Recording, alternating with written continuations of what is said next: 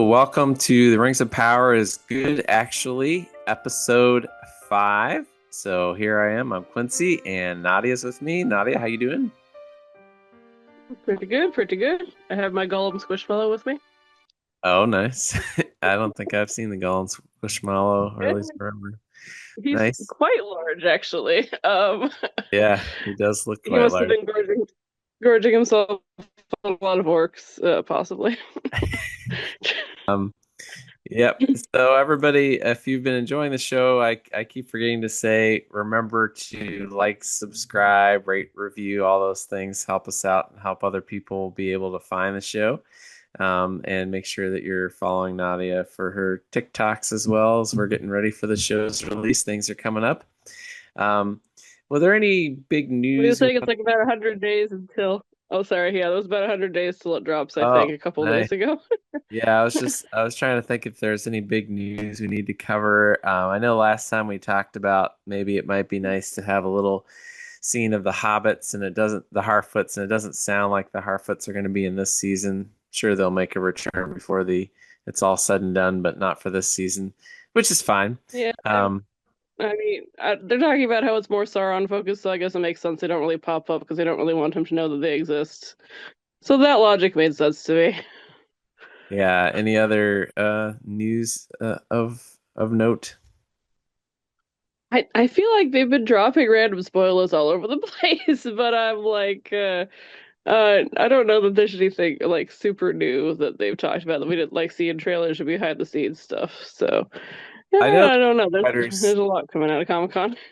Yeah, the showrunners were pretty overt about saying that there's kind of a love triangle, so to speak, between Sauron and Galadriel and Celeborn, and probably a regretful choice of language, I would say, because I don't think that we're gonna see, like, not in a traditional sense of a love triangle, but an obsession from Sauron with Galadriel, Galadriel's awareness of the power that Sauron can give, and then Galadriel and Celeborn being back together and in love, and Celeborn dealing with So, the deception that Sauron put on her.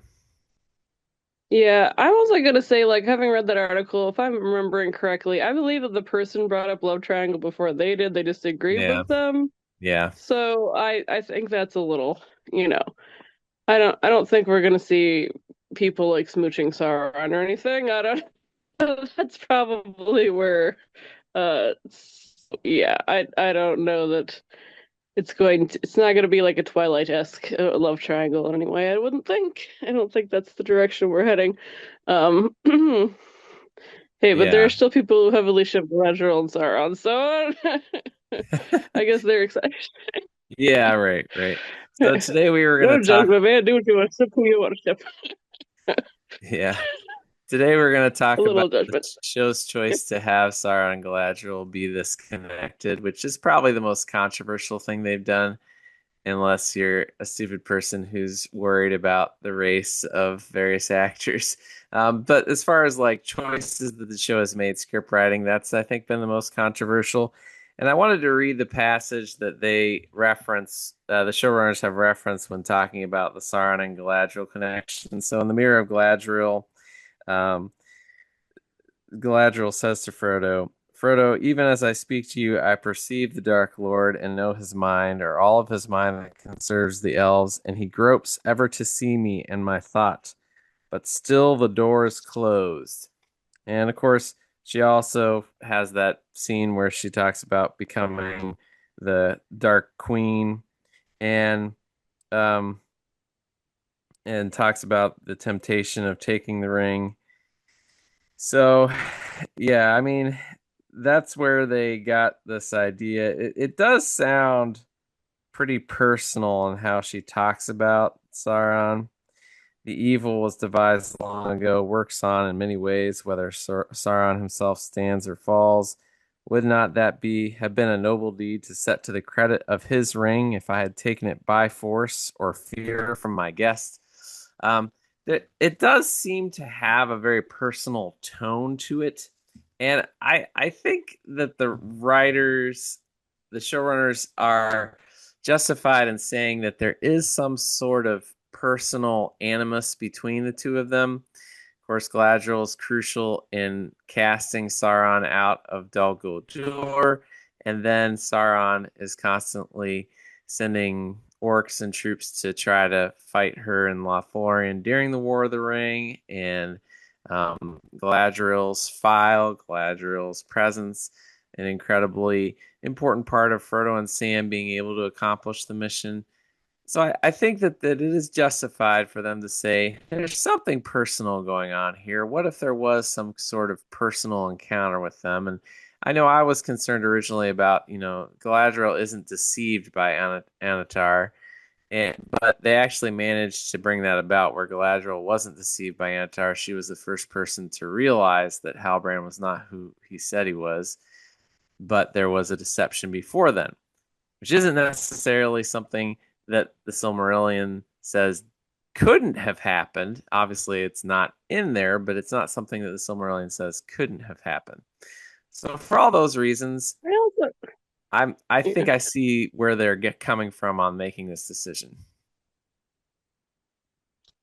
I don't know. And like, if you're talking about Galadriel wasn't deceived by him, I think that that's correct, but also, I does she know exactly everything that he is? Because if she knew, heck, this is Sauron, wouldn't she say kick him out? I don't Hmm. know why you would tell Celebrimbor, hey, this is Sauron. I don't know.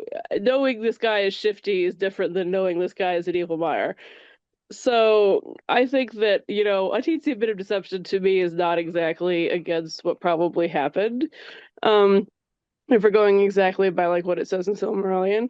Um, Interesting. I was just going to say, interestingly enough, the show comes up with an interesting logic as to why she doesn't tell Celebrimbor, "Hey, that's Sauron," because she's embarrassed about it. So anyway, continue. well, yeah. I don't know. And also like the whole uh, yeah. Yes, that's an interesting one too. Well, also I don't think that she knows he's gonna come back and like start living in Celebrimbor's house. That's the other thing. Right, right. If she kind of knew that, I feel like she would. She did not expect Sauron to suddenly come back as a different person. So yeah, which is fair, was pretty gutsy move there for the show. And well, the whole thing where Celebrimbor deceived everybody too. If he told everybody like, "Hey, Halbrand's living in my house now," they're like, "Excuse me." Maybe not.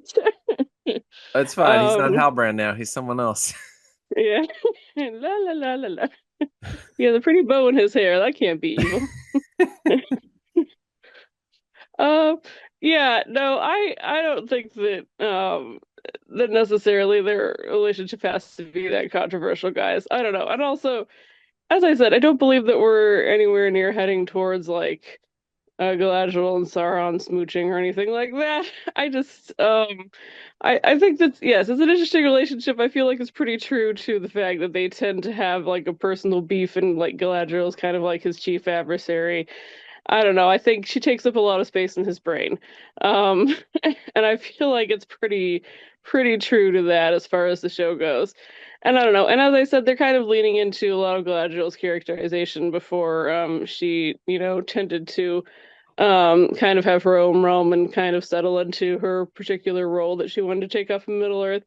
And like even as you see in Fellowship, where she still desires power, I think that that's an interesting way to show it. And I think people are still kind of annoyed about the fact that they see that side of Galadriel, and I just really like it. I think it makes her a lot more interesting.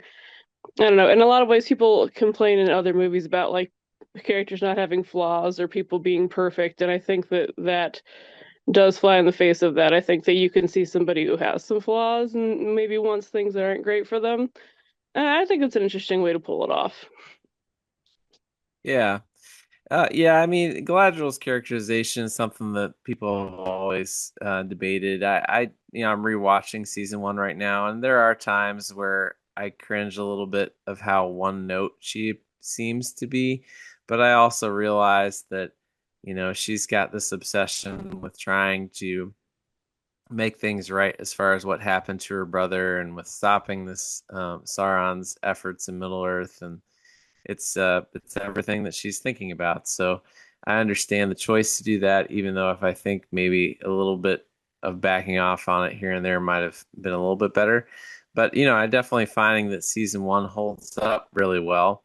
And well, one thing that I've really discovered going back is I'm not sure how I didn't know earlier that Halbrand was Sauron because there are so many obvious hints about that. Like, man, they really give him a beat when he looks at the forge. I think that may have been the first time when I was like, this guy is probably Sauron when he's on his way walking through Numenor. And I mean, his Charlie Vickers does such a good job looking like lustfully at Numenor, like everywhere. And he's like, "What is this? I could totally run this joint." But then when he sees the blacksmith's forge, definitely takes a beat there and has like kind of a wry grin on his face, like, "Hey, I'm an expert forger, everybody." Wink, wink. Seemed pretty obvious, but yeah, Yeah. The other part of Live in Numenor is when he has a little moment where he's like, "Hey, Farazan, do this," and he's like, "Yeah, that sounds like a good idea." And I'm like, "There's right. some foreshadowing for you." I definitely like I knew that he was Sauron when he said to Galadriel, I want to bind that feeling to myself. I knew then, okay, that's Sauron for sure, the whole binding thing. And that really, I mean, that moment is as close as Galadriel and Sauron get where they've completed the battle and they have this moment where they're like, there's some kind of connection here. There's some kind of power we feel between the two of us. And there's like a breath there and somebody interrupts them and you're wondering what's about to happen there. I think it was well done. And again, I guess I just encourage people stop being so obsessed about things that aren't necessarily spelled out and think about if they're cool. The whole Yeah. Sauron Galadriel thing is cool. It's cool to see how obsessed he is with her and her power, and he wants her to be basically like his female Nazgul version of that for elves. That's really what he wants for her, and thinks of all the power he could maintain and gain if he got that. That's what he wants with her as his queen, and that makes sense from Sauron. He doesn't he doesn't want her because he's in love with her and wanting to sacrifice some of his own good for hers. Like, no, this is about getting what he wants. And I think as far as Galadriel being deceived, the thing that I've discovered watching back in season one, I think she was really swayed by this idea that whoever this person is, they put their life on the line to save me when I was drowning. So he's probably not bad. And I think that's a legitimate conclusion from Galadriel. I think it's a moral thing too. She's like, he saved my life. He put his life on the line to save mine. There has to be some good in this person. What do you think Well, about and that? like, and in general, excuse me. They play with an idea in the first season, and I think you are supposed to ask yourself if there is, even in hindsight, I think you could ask yourself if Sauron's considering doing something differently. I don't know that all of his moments are meant to be played as sincere, but like he has a moment where he apologizes to Galadriel for things. Um, so I think a lot of that's kind of open for interpretation, and I think it probably should be. Like, how much, if any, of it is sincere at all?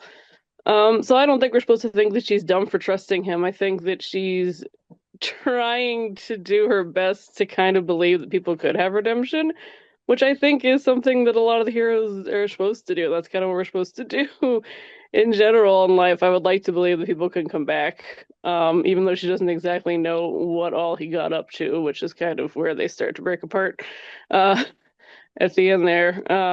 Aside from the I fact that they had different goals in life. I think there are two scenes where I would say that you see Sauron with the most sincerity, and one is where he's sweeping up in the forge room and Galadriel comes and talks to him and has this appeal that he can be different, he can change, and he's saying that he can't.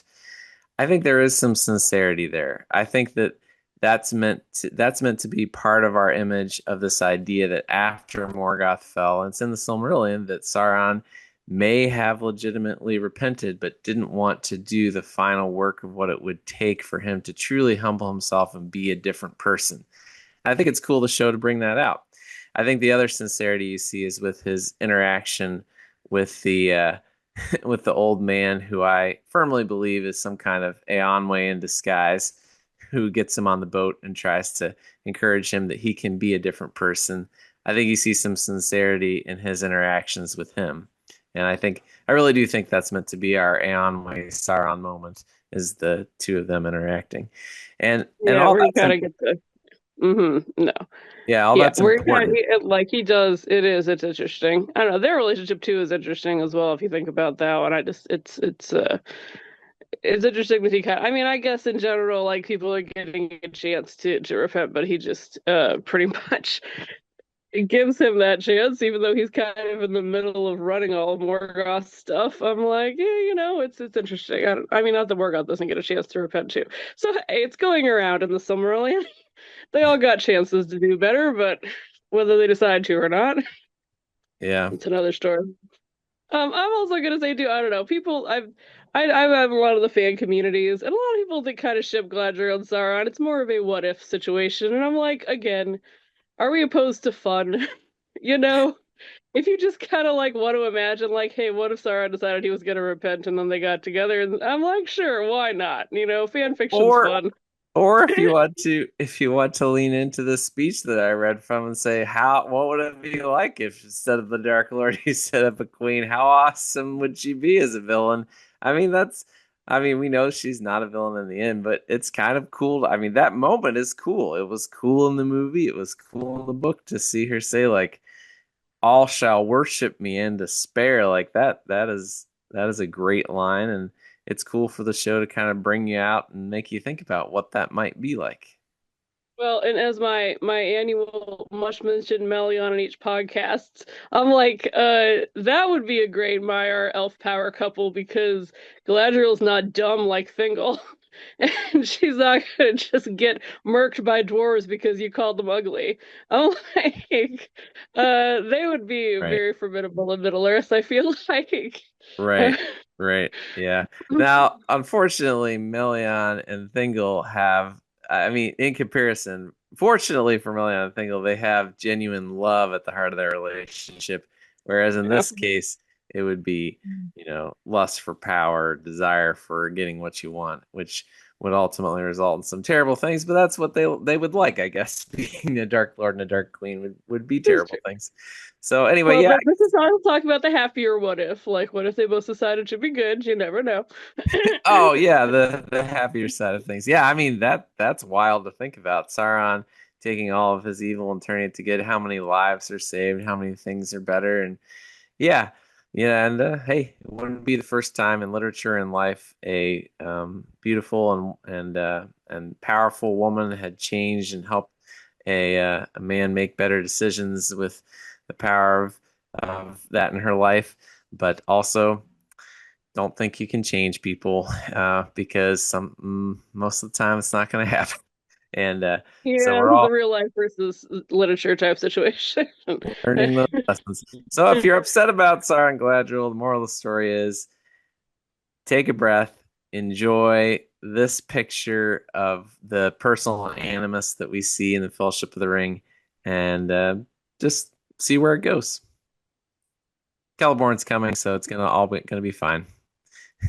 Everybody Yeah, that's a whole other episode. Everybody make sure that you follow Nadia Tolkien on TikTok and Instagram and get her videos and like, subscribe, rate, and review.